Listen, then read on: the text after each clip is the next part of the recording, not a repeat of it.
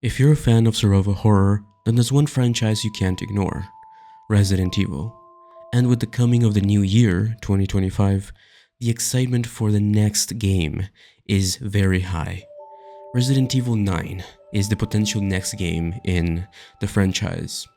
But we're not just diving into the latest game, we're taking a look back at how Resident Evil has changed and evolved throughout the years, shaping what we're seeing in this highly anticipated installment. The original Resident Evil introduced us to the survival horror genre with its fixed camera angles, tank controls, and slow, deliberate pacing. It was a game that relied heavily on atmosphere and resource management, making every bullet and healing item feel precious.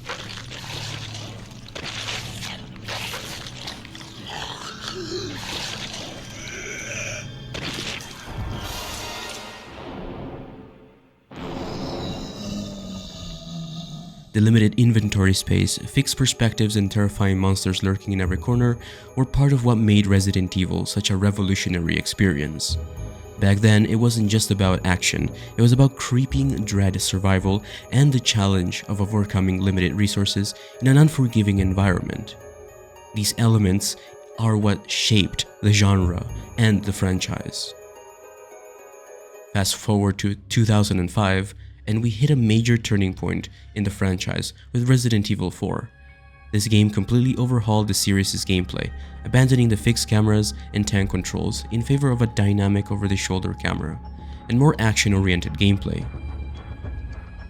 Resident Evil 4 redefined how we look at survival horror, introducing a more action-heavy approach while maintaining the tense atmosphere.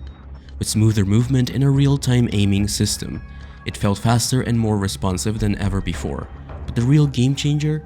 The introduction of the action horror genre, blending horror with a more adrenaline-pumping shoot first, ask questions later mentality. With the huge success of this sort of gameplay, Capcom went on to develop Resident Evil 5 and 6, which pushed the series further into action territory. Many fans were wondering if Resident Evil had lost its horror roots, until Resident Evil 7 came around. RE7 went back to the basics, emphasizing on horror, atmosphere, and exploration. The first-person perspective immerses you into the terrifying world of the Baker estate, with tight spaces, creepy environments, and grotesque monsters, all adding to the tension. Resource management was back, as was the need to use your ammo wisely, creating that sense of dread we hadn't felt since the original game.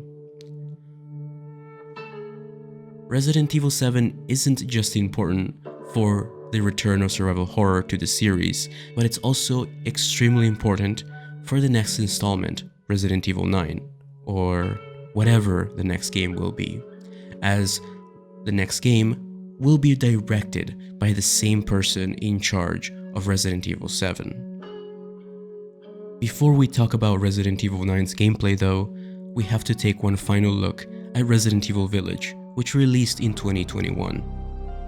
This game took everything we loved about Resident Evil 7 and built upon it.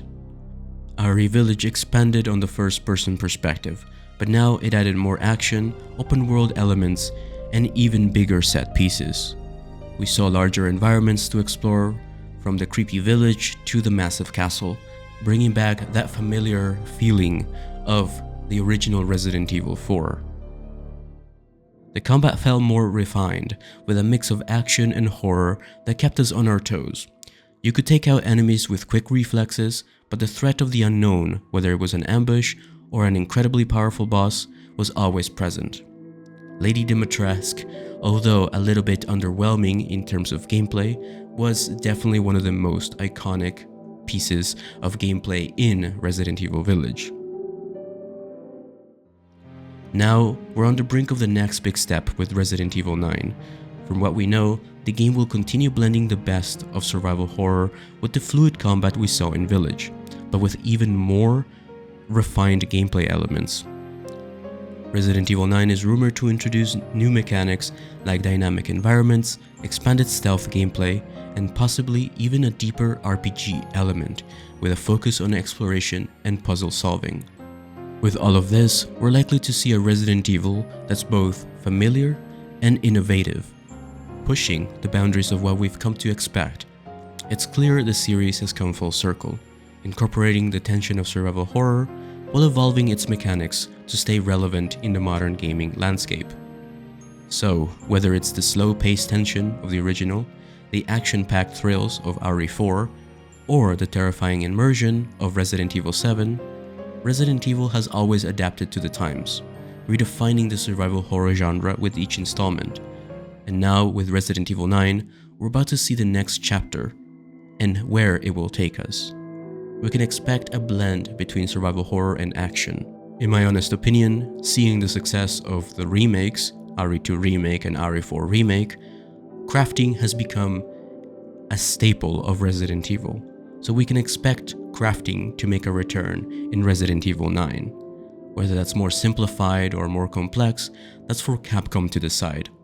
We can also expect inventory management to make a return, since director Nakanishi seems to 100% understand the importance of resource management, fixed item locations, and the importance of your health items being limited. The director not only has worked on Resident Evil 7 as the lead director, but he also has contributed a lot to Resident Evil Revelations. Now, say what you will about the storyline in that game, but the gameplay elements are absolutely top-notch in Resident Evil Revelations. Considering that game was just a little game for the Nintendo 3DS, it was a pretty well-made game, and it surprised me when I first played it. So, what do you think? How do you feel about the evolution of Resident Evil's gameplay? Let me know your thoughts in the comments down below, and make sure to hit the like button, subscribe, and ring the bell so you don't miss out on any more updates as we dive deeper into the world of Resident Evil 9. Thank you for watching, and I will see you in the next one.